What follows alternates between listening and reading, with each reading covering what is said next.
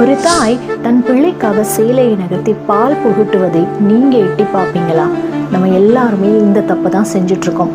அவன் எங்கே போகிறான், அவன் என்ன பைக் வச்சுருக்கான், அவனுக்கு சம்பளம் எவ்வளோ, அவனுக்கு எத்தனை கேர்ள் ஃப்ரெண்டு, அவன் என்ன மாடல் ஃபோன் வச்சுருக்கான், அவள் எத்தனை மணிக்கு ராத்திரி வீட்டுக்கு வரா, அவளுக்கு எத்தனை கேர்ள் ஃப்ரெண்ட்ஸ் இருக்காங்க, பாய் ஃப்ரெண்ட்ஸ் இருக்காங்க, அவள் ஏன் இன்னைக்கு இந்த கலர் ட்ரெஸ் போட்டு போனா, இப்படி ஒவ்வொரு விஷயத்துலையும் அவங்க என்ன பண்ணுறாங்க, இவங்க என்ன பண்ணுறாங்கன்னு மற்றவங்க வாழ்க்கையை தான் நம்ம இன்னைக்கு வாழ்ந்துட்டுருக்கோம்.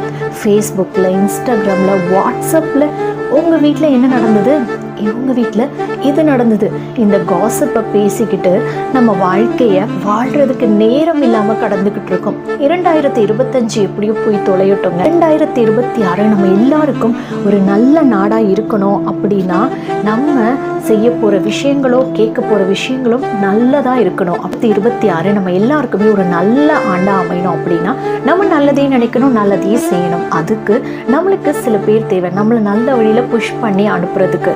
கண்டிப்பாக தானே. ஏன்னா இது கலிகாலம். மக்கள் இதில் நிறைய பேர் என்ன பண்ணுவாங்கன்னா பொழுதுபோக்கிற்காகவும் நல்ல உணவுக்கு மட்டும்தான் அதிகமான முக்கியத்துவம் கொடுப்பாங்களாம்.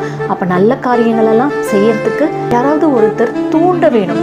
தூண்டுனா நம்ம கண்டிப்பாக நல்ல வழியில் போயிடுவோம். ஸோ 2026 நம்ம எல்லாருக்குமே ஒரு சிறப்பான நாடாக இருக்கணும். ஆனால் கதிரோ ரவியோ என்ன பண்ணாங்கன்னு தெரியுமா? கதிருக்கு வந்து ஒரு சின்ன கடை இருக்குது, அதாவது டீ கடை. இந்த கடையில் வரவங்களுக்குலாம் டீ காஃபி நல்லா சுவையாக இருக்கும். அதனால ரொம்பவே பாப்புலர் கதிரோட கடை. காலையிலேருந்து வந்த கஸ்டமருக்கு எல்லாருக்கும் டீயும் காஃபியும் போட்டு கொடுத்து ரொம்பவே டயர்ட் ஆகிட்டான் கதிர். அதனால் ரொம்ப தலைவலி வேற. அதனால் கொஞ்சம் ஃப்ரீ ஆகும்போது அவன் என்ன பண்ணான், அவனுடைய அசிஸ்டண்ட்டை கடையை பார்த்துப்பா அப்படின்னு சொல்லிட்டு அவன் வந்து ஒரு மெடிக்கல் ஷாப் பார்த்து போகிறான். மெடிக்கல் ஷாப் அவனோட நண்பனோடது, அதாவது ரவியோட கடை. அங்கே போயிட்டு தலைவலிக்கு ஒரு மாத்திரை தாமா அப்படின்னு சொல்லி கேட்குறான். வாங்கி அந்த பொண்ணுக்கிட்டே தண்ணி வாங்கி போட்டுட்டான். அதுக்கப்புறம் தன்னுடைய நண்பன் ரவியை பற்றி கேட்குறான், அவன் எங்கே போயிருக்கான் அப்படின்னு கேட்கும்போது தான் அந்த பெண்மணி சொல்கிறாங்க, அவர் வந்து பக்கத்தில் இருக்க காஃபி கடைக்கு போயிருக்காரு, அவருக்கு ரொம்ப தலை பாரமாக இருக்குது, காலையிலேருந்து ரொம்ப கூட்டங்க, அதனால தலைவலியை போக்கணும் அப்படின்னு சொல்லி பக்கத்தில் இருக்க காஃபி ஷாப் தான் காஃபி குடிக்க போயிருக்காங்க அப்படின்னு சொல்லி அந்த பெண்மணி சொல்கிறாங்க. இதை கேட்டோடனே தான் அவனுக்கு புரிஞ்சுதான், நம்மக்கிட்டேயே எல்லாமே இருக்குது, ஆனால் நம்ம அதை வெளியே தான் தேடிட்டு இருக்கோம். இதுதான் இன்னைக்கு இருக்கக்கூடிய நிதர்சனம்.